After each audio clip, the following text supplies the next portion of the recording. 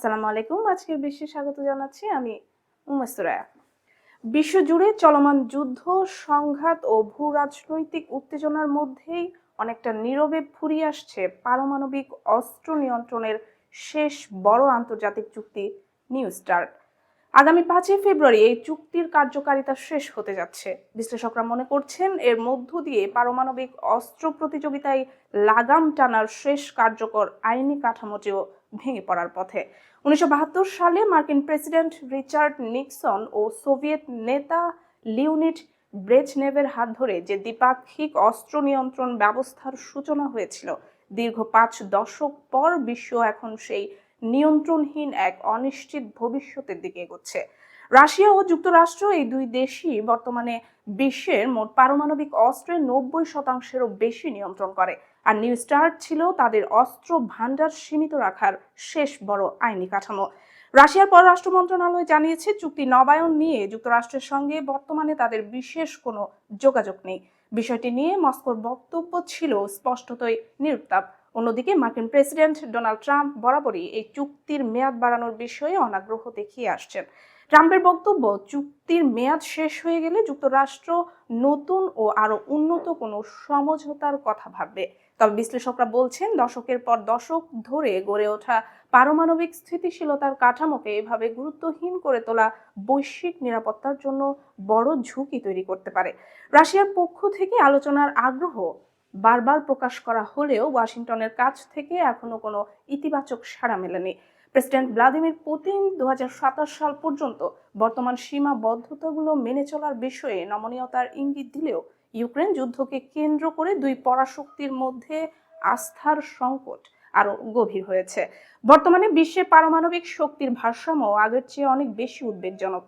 আন্তর্জাতিক গবেষণা সংস্থাগুলোর হিসাব অনুযায়ী রাশিয়ার হাতে রয়েছে আনুমানিক 5,500-এর বেশি পারমাণবিক ওয়ারহেড, আর যুক্তরাষ্ট্রের হাতে রয়েছে প্রায় 5,000-এর মতো। চীন দ্রুত গতিতে তার পারমাণবিক সক্ষমতা বাড়াচ্ছে, যার সংখ্যা 6 শতাধিক বলে ধারণা করা হয়। ফ্রান্স ও যুক্তরাজ্যের হাতে রয়েছে যথাক্রমে প্রায় 300 ও 2 শতাধিক পারমাণবিক অস্ত্র। দক্ষিণ এশিয়ায় ভারত ও পাকিস্তানের হাতে রয়েছে প্রায় 180 এবং 170টির মতো পারমাণবিক ওয়ারহেড। ইসরায়েল আনুষ্ঠানিকভাবে স্বীকার না করলেও তাদের হাতে প্রায় 90টির মতো পারমাণবিক অস্ত্র রয়েছে বলে ধারণা করা হয়।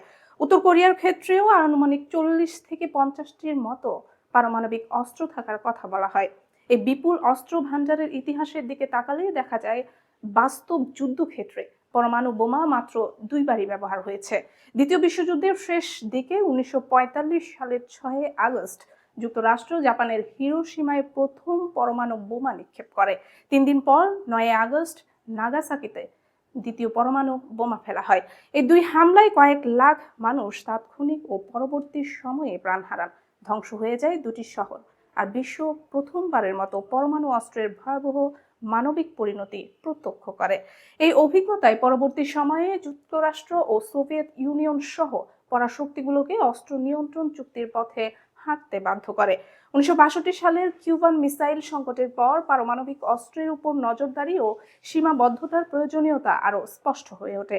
সেই ধারাবাহিকতার ফল হিসেবে 2011 সালে তৎকালীন মার্কিন প্রেসিডেন্ট বারাক ওবামা ও রুশ প্রেসিডেন্ট দিমিত্রি মেদভেদেবের নেতৃত্বে নিউ স্টার্ট চুক্তি কার্যকর হয়, যেখানে পারমাণবিক ওয়ারহেড ও ক্ষেপণাস্ত্র মোতায়েনের নির্দিষ্ট সীমা নির্ধারণ করা হয়েছিল। তবে ট্রাম্পের প্রথম মেয়াদে যুক্তরাষ্ট্রের একাধিক অস্ত্র নিয়ন্ত্রণ চুক্তি থেকে সরে আসার প্রবণতা এবং ইউক্রেন যুদ্ধকে কেন্দ্র করে রাশিয়ার অংশগ্রহণ স্থগিত করার সিদ্ধান্তে নিউ স্টার্ট কার্যত কেবল কাগজে কলমে সীমাবদ্ধ হয়ে পড়ে। বর্তমানে কোনো মাঠ পর্যায়ে পরিদর্শন বা তথ্য বিনিময় কার্যক্রম কার্যকর নেই। বিশেষজ্ঞদের মতে একবিংশ শতাব্দীতে পারমাণবিক রাজনীতির সমীকরণ আগের চেয়ে অনেক বেশি জটিল।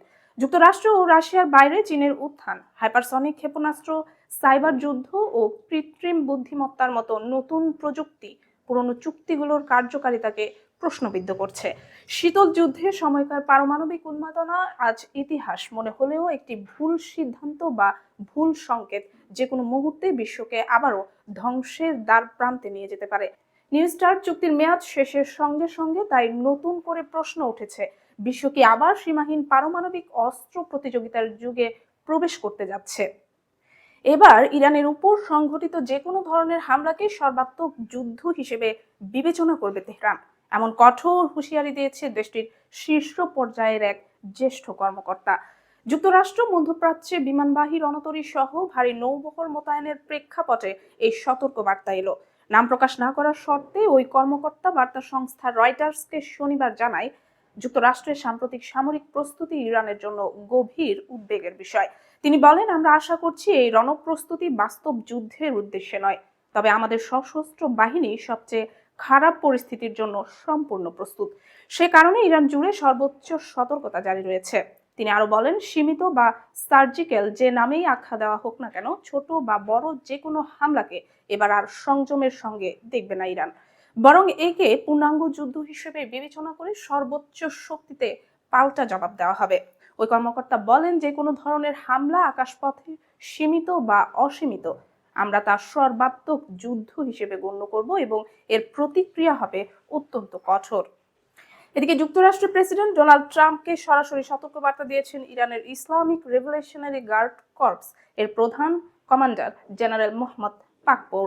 এক লিখিত বিবৃতিতে তিনি বলেন, সংলাপের আহ্বান জানিয়ে আলোচনার মধ্যে যদি ইরানের বিরুদ্ধে সামরিক অভিযান চালানোর চেষ্টা করা হয়, তাহলে যুক্তরাষ্ট্র ও তার মিত্র ইসরায়েলকে যন্ত্রণাদায়ক ও মর্মান্তিক পরিণতির মুখোমুখি হতে হবে। পাকপোর আরো বলেন, গত বছর জুনে সংঘটিত 12 দিনের সংঘাতের অভিজ্ঞতা থেকে যুক্তরাষ্ট্র ও ইসরায়েলের শিক্ষা নেওয়া উচিত। তিনি হুঁশিয়ারি দিয়ে বলেন, তারা যদি সেই অভিজ্ঞতা ভুলে যায় তবে এর পরিণতি হবে ভয়াবহ। বিবৃতিতে তিনি উল্লেখ করেন, আইআরজিসি এবং ইরানের সশস্ত্র বাহিনীর সদস্যদের আঙ্গুল বন্দুকের ট্রিগারে রয়েছে। অতীতের যে কোনো সময়ের তুলনায় আমরা অনেক বেশি প্রস্তুত এবং সর্বোচ্চ নেতার নির্দেশ পালনে সম্পূর্ণ প্রস্তুত আছি। গ্রিনল্যান্ডকে ঘিরে ক্রমবর্ধমান উত্তেজনার প্রেক্ষাপটে যুক্তরাষ্ট্রের সম্ভাব্য সামরিক আগ্রাসন প্রতিহত করতে ডেনমার্ক তাদের সেনাবাহিনীকে যুদ্ধের জন্য প্রস্তুত থাকার নির্দেশ দিয়েছিল, এমন চাঞ্চল্যকর তথ্য প্রকাশ পেয়েছে। ডেনমার্কের রাষ্ট্রীয় সম্প্রচার মাধ্যম ডিআর এর এক প্রতিবেদনে এ তথ্য জানানো হয়। প্রতিবেদনে বলা হয়, গত সপ্তাহে ড্যানিশ সামরিক বাহিনীকে সর্বোচ্চ সতর্কতায় রাখা হয় এবং প্রয়োজনে গ্রিনল্যান্ডের রাজধানী নুকে তাজা গোলা বারুদ ব্যবহার করে প্রতিরোধ গড়ে তুলতে সেনাদের প্রস্তুত থাকতে বলা হয়। মূলত গ্রিনল্যান্ড নিয়ে মার্কিন প্রেসিডেন্ট ডোনাল্ড ট্রাম্পের কঠোর অবস্থান এবং সামরিক শক্তি ব্যবহারের প্রচ্ছন্ন হুমকির কারণে কোপেনহেগেন এই ব্যতিক্রমী সিদ্ধান্ত নেয়। ডিআর এর প্রতিবেদনে আরো বলা হয়, যুক্তরাষ্ট্রের সম্ভাব্য হামলা প্রতিহত করার বিষয়ে ডেনমার্কের রাজনৈতিক অঙ্গনে বিরল ঐক্যমত্য দেখা যায়। শুধু ক্ষমতাসীন জোটই নয়, প্রধান বিরোধী দলগুলো গ্রিনল্যান্ড ও ডেনমার্কের সার্বভৌমত্ব রক্ষায় সামরিক প্রতিরোধের পক্ষে প্রকাশ্যে সমর্থন জানায়। গ্রিনল্যান্ডের কৌশলগত অবস্থান, বিপুল খনিজ সম্পদ এবং আর্কটিক অঞ্চলে রাশিয়া ও চীনের ক্রমবর্ধমান প্রভাব মোকাবিলার যুক্তি তুলে ধরে দীর্ঘদিন ধরেই দ্বীপটি নিয়ে আগ্রহ প্রকাশ করে আসছিলেন মার্কিন প্রেসিডেন্ট ট্রাম্প। তবে ডেনমার্ক ও গ্রিনল্যান্ড কর্তৃপক্ষ শুরু থেকেই দ্বীপটি বিক্রির যে কোনো প্রস্তাব কঠোরভাবে প্রত্যাখ্যান করে আসছে এবং এটিকে ড্যানিশ সার্বভৌমত্বের অবিচ্ছেদ্য অংশ হিসেবে পুনর্ব্যক্ত করেছে।